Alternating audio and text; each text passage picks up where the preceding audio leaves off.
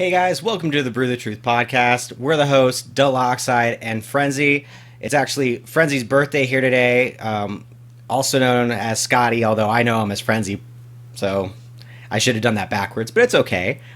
You can check out his stream on Twitch at Frenzee_play. You can find all of our previous episodes on the Drinking Wise Men YouTube channel, along with my 3 or 4 time a week now podcast, Perfectly Wasted. So tonight, I'm drinking Blue Moon Honey Wheat. And Frenzee, what are you drinking tonight? I am drinking a craft beer from Granville Island, which is, I'm Canadian, which you guys may not know. And it's Cypress Honey Lager, and it's really delicious. Perfect. Also know the owner of that company, too. He's a nice guy. Oh, well, maybe you have a sponsor, whereas yeah, I've got no one to send me beer. So, well, maybe they'll bust into the U.S. market, and I'll get you sponsored. Hey, I'm down for this. All right. So our first topic here today is going to be cars, electric versus gas. And now I'm kind of familiar with a little bit of electric versus gas controversy, and there's apparently a lot of myths that kind of go around that people say like are not really true. For instance, that electric car batteries are supposed to be, you know, after a while you recycle them, it's going to be worse for the environment, carbon footprint and such. It's a pretty strong argument actually, but overall I'm not sure how much that holds up. I'm pretty certain that it's a myth, but it is an interesting way to go about it. There's a lot of myths about the electric car industry, and I actually, about 5 years ago, I actually sold cars for a major company that actually produced hybrid electric vehicles, and I think I can tell you it's Toyota. You know, it's the one that kind of has a monopoly. And it is an interesting point that he makes. There's a lot of myths that would come up, and so I'd be, you know, I drive one myself. Well, my wife does. We have a hybrid vehicle, and it's fantastic. And the myths that come along with it were the actual whole automotive industry really scared of this electric thing that's incoming. They spent all this time ragging on electric vehicles or hybrid electric vehicles. Oh, you don't want to do that. It's so expensive to replace the battery was the first one. Yeah. And then the next one was, oh, the motor, if it breaks, it's so expensive, and all these myths. And so my job as a salesperson was just to dispel these myths, which is hard to do without actually having someone drive it for a year. And so all I would really say is look at all the taxi drivers that have one and ask them next time you're in that cab how many kilometers it has on it and how many repairs they've put into it. And it's usually not very much because electric parts, you know, it's hard to say it's not a reliable part because it's electric. There's less moving parts in an electric engine. Yeah. There's no transmission. There's not no as RPMs. Many explosions, for instance. Exactly. There's no controlled chaos happening under the hood, right? Yeah. And, you know, all the car companies these days, they'll be pushing their vehicles like electric power steering and electric transmission, all these electric parts because it has less moving parts, less expensive to fix. And so it's hard, I find, for people to make this transition from gas to electric because of that. Yeah. Do you find that too? Like people are just... You know, like actually... It does kind of throw a lot of people off. One of my friends actually mentioned the myth to me first, and it was for the Prius hybrid, I think. And so we were talking about it, and his girlfriend or something wanted one, and then he started just going straight into everything that he knows about different things. And I have another friend, actually, Drunk Joe, who was considering buying a hybrid Camry, I think. And in the end, he ended up doing the research for it, and he found that he'd have to own the car for like 15 years for the difference it cost to pay off in gas versus electricity for him. So it was a really odd thing, but the actual reason he started even looking at it is because he also has a buddy. Apparently there are some states out here in the U.S. that if the electric company near you has special like incentives for it, then if you get an electric car, you get a deductible on your home's electricity. Like a fucking ridiculous deductible. So it basically makes it essentially so like the car difference cost is just non-existent. That's really interesting because up where I live on the west coast of Canada, and we have a hydroelectric dams, so it's just water running through turbines and an endless source of energy. Mm-hmm. And so we don't usually have those kind of discounts. But we did have emissions discounts from the federal government if you bought a hybrid vehicle, because it is a lot safer for the environment in the long term, going back to the battery thing, because of the carbon dioxide emissions are like thousands per square inch lower. Yeah. And, that should be the first reason why you get a hybrid vehicle if you're thinking about it. Nobody ever goes there. It's always about how much money can I save. I would totally do it if it costs the same as a regular car. But unfortunately, I can't afford to pay the difference. So my car broke down, oh man, that must have been 3 or 4 months ago now, and I had to buy a new car. And I went into Nissan, which is not like, I don't like them or anything like that. And I told the guy, I was honest, I said, listen, I need you to give me the cheapest car that you have that has power steering, a trunk that opens, power locks, and seats that go down in the back.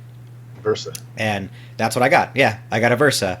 And it was the one step up Versa, because if you get the bottom of the line Versa, it does not have power locks. It's got no seats that go down in it.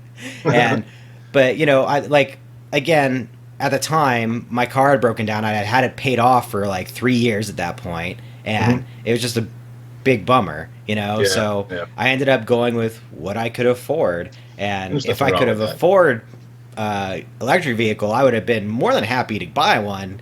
I'm the whole Trump getting rid of all of the global warming shit on the White House website is fucking ridiculous to me. That's now, though, because now, and you have a point there, nobody wants to spend more for something like that because you just don't have the money. Yeah. But look at solar power and how expensive that used to be and how cheap that is now. It's going to happen with the electric vehicles, too. And I've actually driven fully electric vehicles. It was Nissan Leafs is what they were. Yeah. And I might sound like I'm an advocate for electric vehicles, but let me tell you the dark side of electric vehicles. There is nothing more terrifying driving an electric vehicle down the road on the highway when you're late for an appointment or you need to be somewhere and you're looking at that fuel gauge, but it's not. It's how much power is left, and there's no gas station you can pull over. But you just got to do this massive detour, and then you got to sit there for 30 minutes. If you have paid for the special quick change adapter, that's scary. And as soon as I stopped driving that car, so I was just transporting it down to a following city, I came home and I jumped in my 5.7 liter V8 truck and was just like, I'm going for gas, and I don't even need it.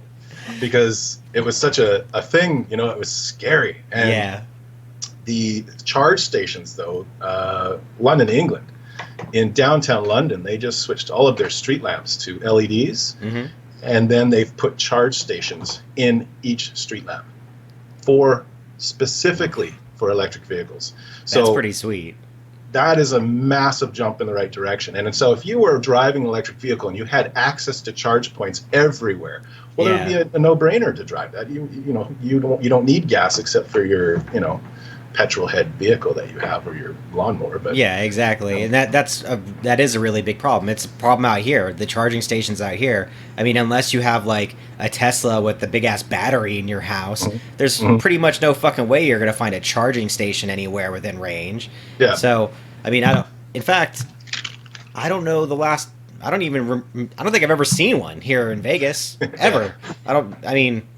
You'll find them mostly in like shopping malls. They'll be right next to the handicap parking spots, at least up here. Oh. Trying to promote people to use electric vehicles. They're like, hey, you're using an electric vehicle, you're doing a good thing for the environment, here's a special parking spot for you. And they also have it, it's like electric or hybrid electric reserved parking at the mall. I don't park there because people vandalize the cars. So I don't use this parking spot, but Well, I mean, you gotta take Frenzee off the license plate, man. That's the dead giveaway. That's probably, check out my ride, something like that. Yeah, so yeah, it's definitely a cool thing that I do like. I also hear that the speed in them is pretty ridiculous once they get the battery weight down. So I have looked at the Teslas and things like this, and unfortunately, those are way too fucking expensive. But For now, though. For now, Yeah. they'll get cheaper. It's raw. It's power right now. Power. There's no RPMs. There's no like RPMs or horsepower is measured by revolutions per minute, and so electric motors don't have an RPM dial. Yeah. It's power on, power off, just like like bumper cars when you were a kid and you were at the park. You press the pedal and it's power. And there's no fluctuation on it. It's power or not power. Yeah, have you ever watched any of the videos of the Teslas when they turn on super drive or whatever the fuck it's called, and the guys like shoot back in their seats? Yeah. Yeah. But it's so unsatisfying because there's no it's not like it's not the same. No noise. You're like, I don't care how fast I'm going if it's not making an awesome rumble under your foot pedal kind of feeling. I just see, as long as I can, I always felt that, you know. Yeah, and I always felt that I know it's not a race, and I know everyone knows it's not a race, but yes, it is. Sometimes when I'm that first person at that stoplight and the person next to me I need to get in front of, I just like to have that extra horsepower that, I could just take them. And in an electric car, you could do it, but it's just not as satisfying when your engine doesn't like rev up and you just blast past them. It's not the same thing. So 100% agree with you, and I think that's kind of a man thing too. Yeah. Not to get all sexist about it, it's but a pissing contest. It is. Totally is. It's a total pissing contest. Yeah. When you have a car like that, you do it just because. You're like, I'm just going to press the pedal down and make it sound cool because. Yeah. Because there's an electric vehicle next to me and screw you. That's all there is to it is, in the end, everyone's going to go for the instant satisfaction. And it's the same right now with what the costs are. We're always going to spend less if we can afford it more easily. So that's why currently it's not really in the cards for most people. That's correct. Yeah. So kind of a bummer, but the environment will suffer. It's okay.